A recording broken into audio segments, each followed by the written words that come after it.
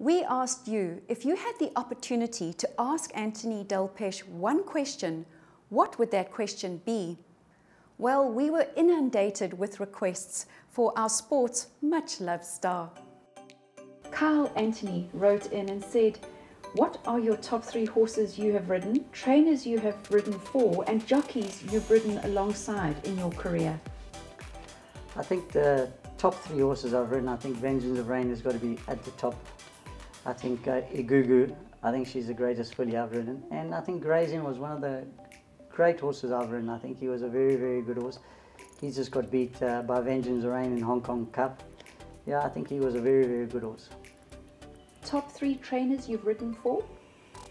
I think obviously Mike de Kock is definitely one of the top trainers I've ridden for. David Ferraris is one of the good top trainers I've ridden for.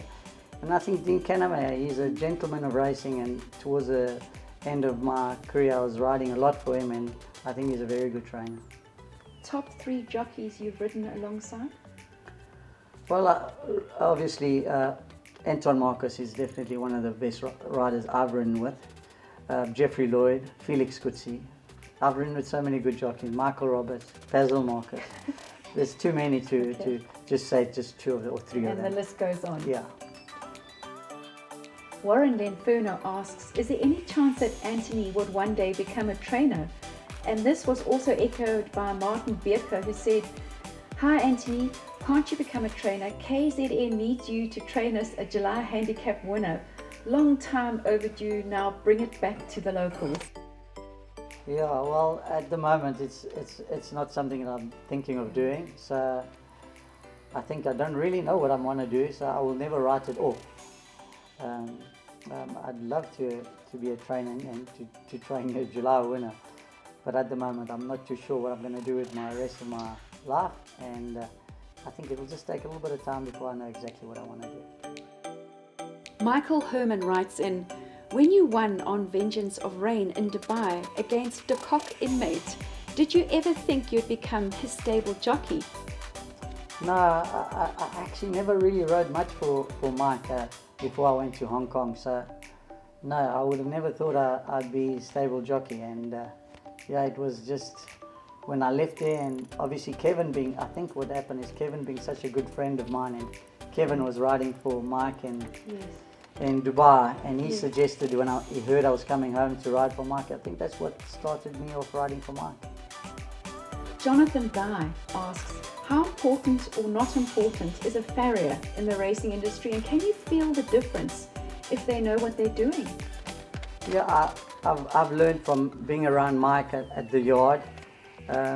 Horses' feet it's almost the #1 thing in a horse racing. The feet is so important, so I think a good farrier definitely makes a difference.